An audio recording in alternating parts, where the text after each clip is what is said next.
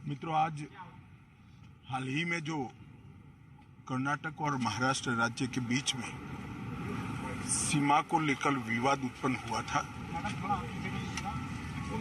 इस विवाद की समाप्ति और इसके संविधान सम्मत मार्ग के लिए मैंने महाराष्ट्र के मुख्यमंत्री, उप मुख्यमंत्री और कर्नाटक के मुख्यमंत्री, गृहमंत्री और वरिष्ठ साथियों को आज यहाँ पर बुलाया था।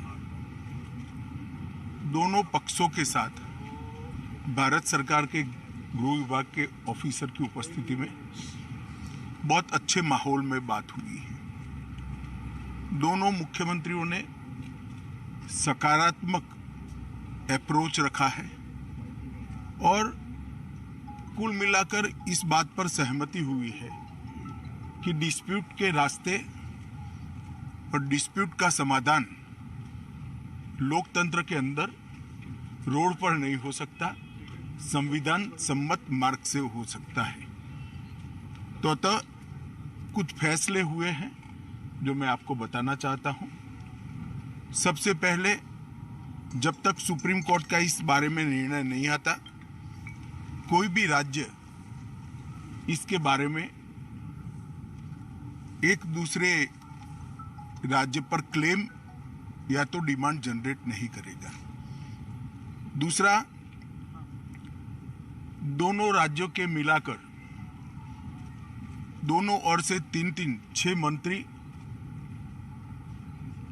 बैठेंगे और इस पर डिटेल नीचे तक परकोलेशन किस प्रकार से हो, इसकी चिंता और चर्चा करेंगे। छोटे छोटे और कई मुद्दे भी हैं दो राज्यों के बीच में, जो पड़ोसी राज्यों में आमतौर पर देखे जाते हैं। ऐसे मुद्दों का निवारण भी ये 3 मंत्री दो ओर से जो है वो ही करेंगे।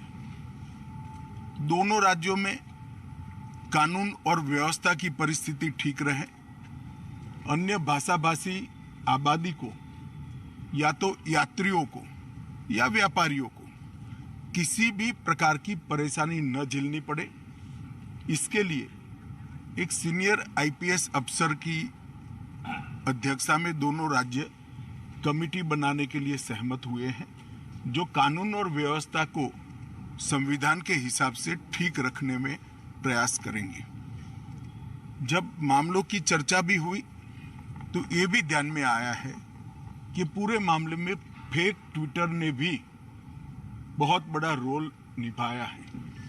कुछ फेक ट्विटर्स सर्वोच्च नेताओं के नाम से जनरेट किए गए और इसको फैला दिए गए हैं।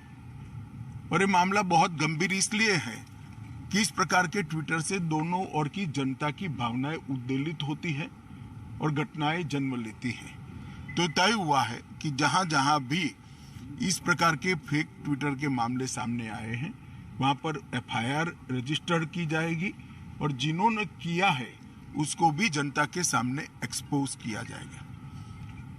तो एक बहुत अच्छा, एक प्रकार से सर्वसम्मत निर्णय आज की बैठक में हुआ है। इसके बाद मैं दोनों राज्यों के विपक्षी पार्टियों के मित्रों को भी इस देश के गृह मंत्री नाते अपील करना चाहता हूं, राजनीतिक विरोध जो भी हो, जो विपक्ष में बैठे हैं सरकार के सामने राजनीतिक कार्यक्रम ले सकते हैं, परंतु दोनों राज्यों की जनता के हित में और दोनों राज्यों की बॉर्डर पर अन्य भाषाभाषी जो लोग बस रहे हैं इनके हित में अब इसको कम से कम राजनीतिक मुद्दा न बनाया जाए।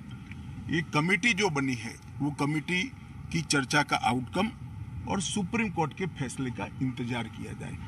मुझे विश्वास है कि दोनों राज्यों में कांग्रेस, एनसीपी और उद्धव ठाकरे जी का ग्रुप, ये सारे नेता इस बात में सहयोग करेंगे कि इस बात को राजनीतिक रंग न दिया जाए। धन्यवाद।